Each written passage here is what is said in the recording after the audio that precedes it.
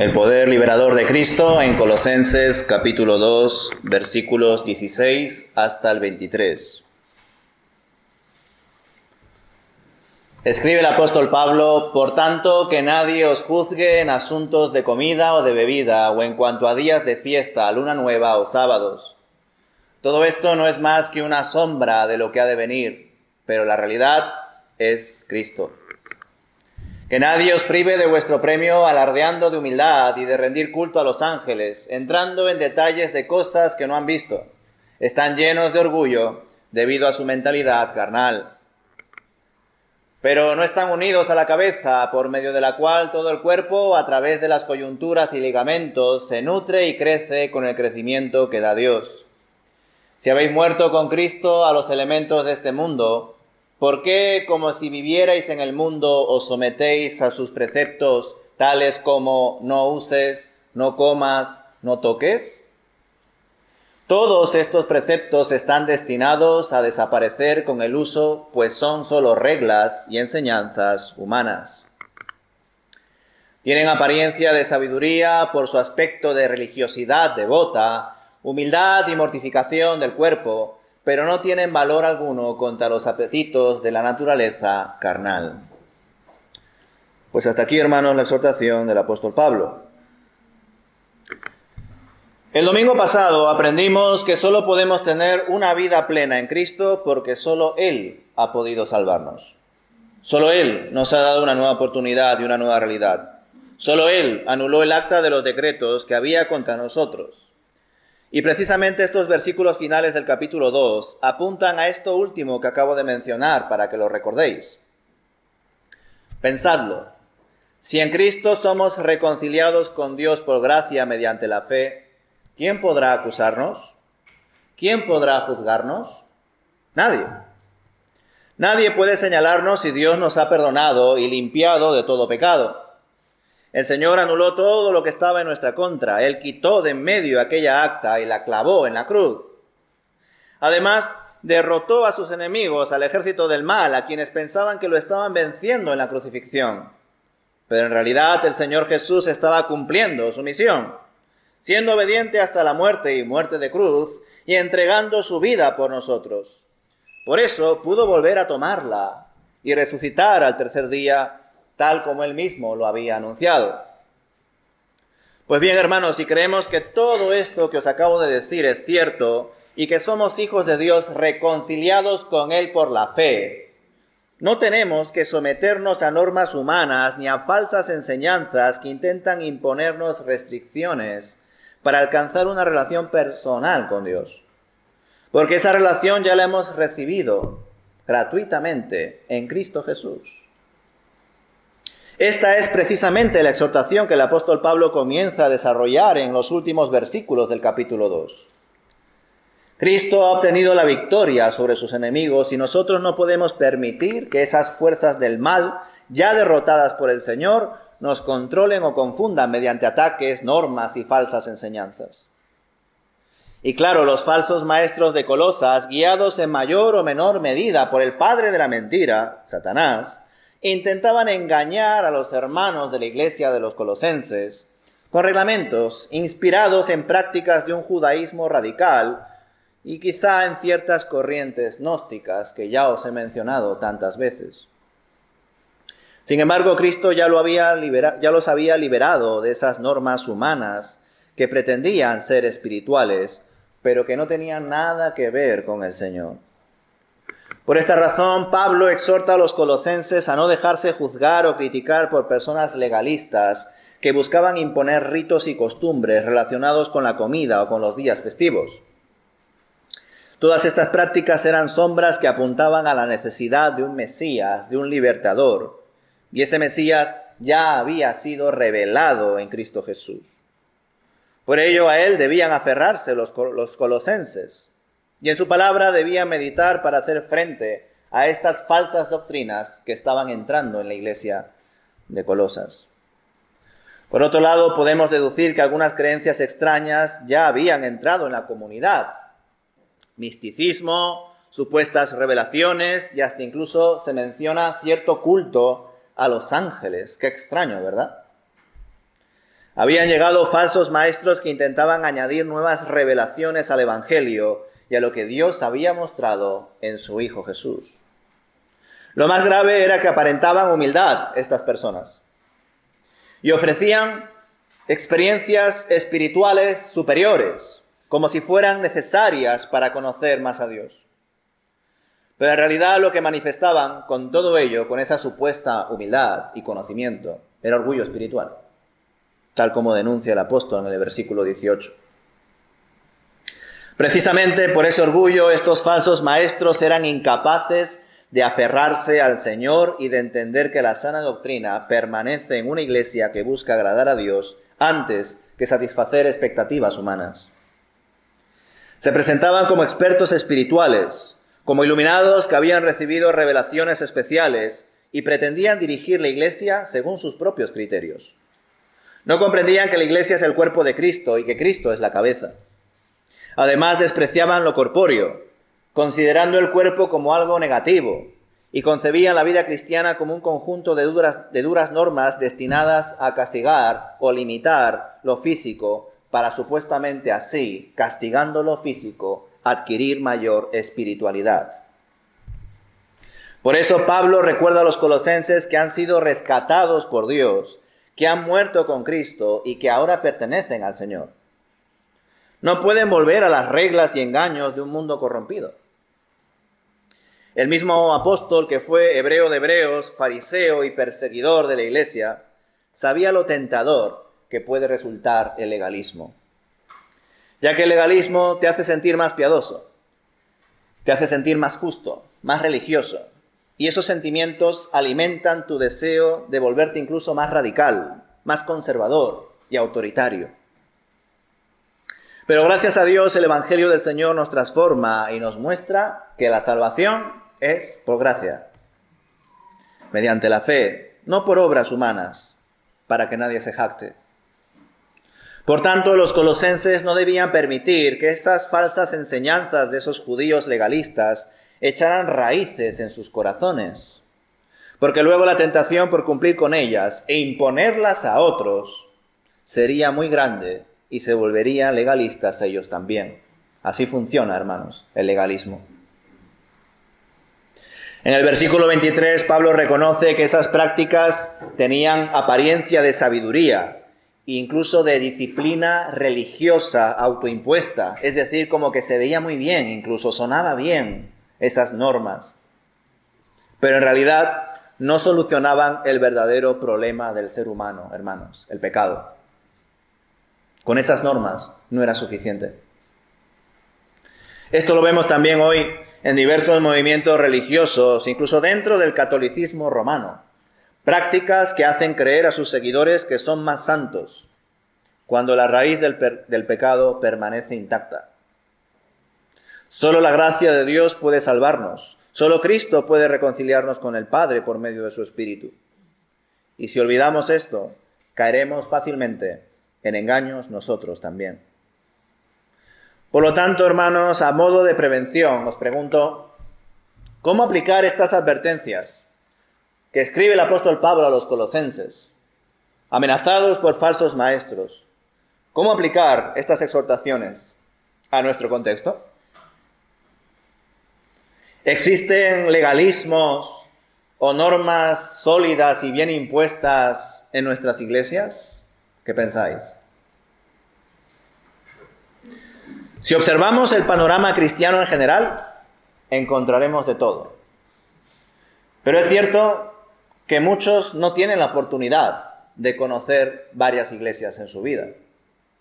Es más, hay hermanos que solamente conocen una iglesia evangélica en toda su vida cristiana, lo cual es una bendición, pero a veces nos limita bastante en nuestro conocimiento de Dios y en la comprensión de la vida práctica cristiana.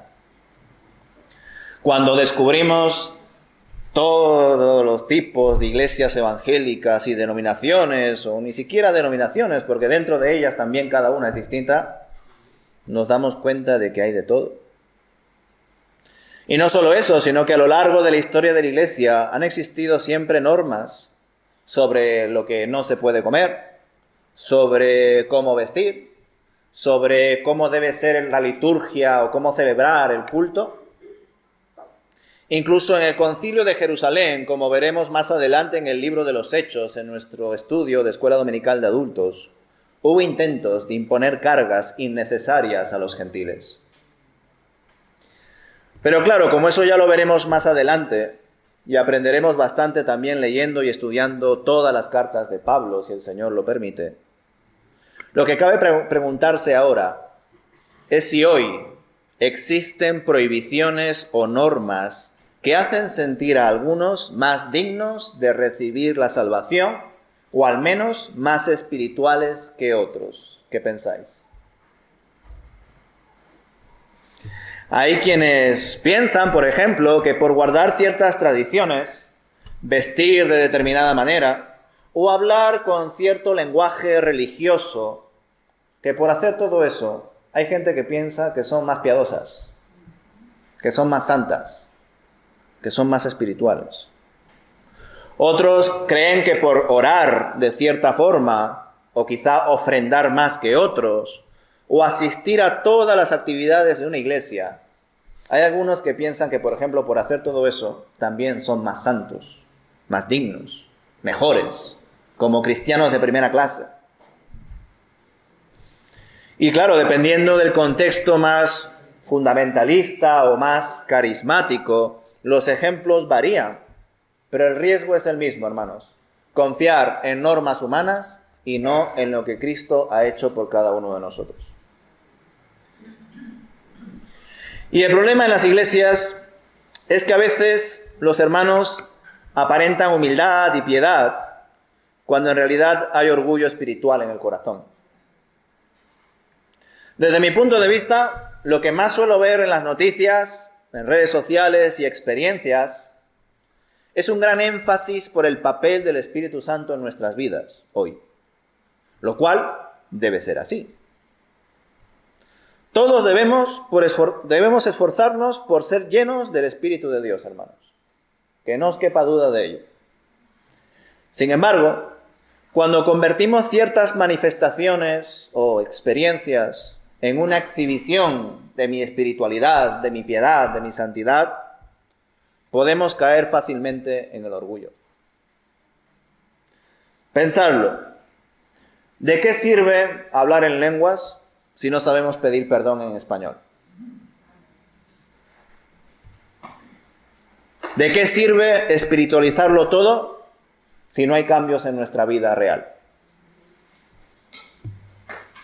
O como pongo en esta imagen, algunos piensan que el Espíritu Santo es danzar, llorar y hablar en lenguas, es decir, tener estas expresiones espirituales, estas manifestaciones, y se olvidan que el Espíritu Santo nos enseña a pedir perdón, examinar nuestro corazón y cambiar nuestro carácter. Esto me hizo recordar a un predicador que ya está con el Señor, que era muy conocido por sus exposiciones bíblicas, por la manera en la que enseñaba la palabra. Y una vez le invitaron a una iglesia, a una mega iglesia, donde supuestamente los hermanos se consideraban como una de las mejores iglesias del país. Una iglesia grande, con muchas personas convertidas, que habían dado su testimonio, que se habían bautizado, comprometidas con la iglesia y todo ello. Y eran miles de personas. Y era tal su buen concepto de sí mismos, su orgullo espiritual, que además no se consideraban solamente miembros de esa iglesia, sino que se consideraban como los miembros llenos del Espíritu Santo, todos y cada uno de ellos. Y este predicador, hablando con el pastor de esta iglesia, decía: si hay tantas personas en esta ciudad llenas del Espíritu Santo, ¿por qué esta ciudad sigue igual? ¿Por qué Dios no cambia este lugar por medio de todas esas personas que supuestamente están llenas del Espíritu Santo y que por lo tanto conocen bien el Evangelio, han examinado bien su corazón y sus vidas han sido completamente transformadas? ¿Por qué fuera de esta iglesia todo sigue más o menos igual? Pues quizá porque creamos un ecosistema dentro de la iglesia donde todo parece muy espiritual, donde hay bastante adoración, donde las predicaciones son constantemente exhortaciones y supuestas profecías y demás, pero luego en la vida cotidiana no hay cambios, solamente buenas intenciones que se van diluyendo conforme pasa los días después del domingo. Es decir, da la sensación de que el domingo es el momento en el que reciben una cantidad ingente de espiritualidad y luego conforme pasan los días eso se va acabando, hasta que luego vuelve otra vez el domingo y se cargan otra vez espiritualmente y luego otra vez se reduce esa energía espiritual, se reduce. Eso es emoción, hermanos, no es transformación. Eso son sensaciones humanas y no el trabajo del Espíritu Santo en nuestros corazones.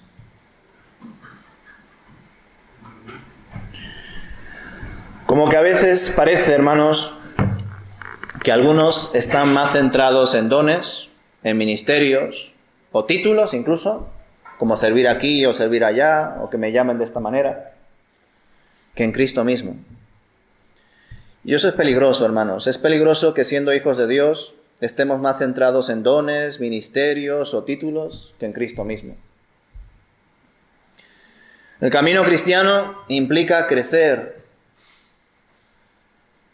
tropezar, arrepentirse, sufrir, aprender a ser humildes, depender de Dios, amar a los demás. El camino del creyente no se trata de imponer normas humanas a otros, para que así yo me sienta más santo que el otro, sino de vivir y compartir la gracia del Evangelio, hermanos. Ser de bendición, ser de ayuda a aquellos que tanta necesidad tienen de Dios y que en muchos casos no son conscientes de ello, porque todavía no le conocen. El poder de Dios nos ha hecho libre, hermanos. Su poder nos ha liberado. Y si verdaderamente hemos experimentado esa liberación, no podemos imponer cargas innecesarias a otros, porque eso sería muy cruel. Además, es el Señor quien guía, exhorta y transforma, y nosotros somos los que le seguimos y le obedecemos desde el momento en el que nos encontró hasta el momento en el que Él terminó su obra en nosotros. Por eso mismo, hermanos, mi deseo como vuestro pastor es que todos vosotros seáis maduros en la fe, que crezcáis espiritualmente y que viváis conforme al conocimiento de Dios. Y eso, claro, que implica responsabilidad personal, orar, escuchar la palabra, congregarse.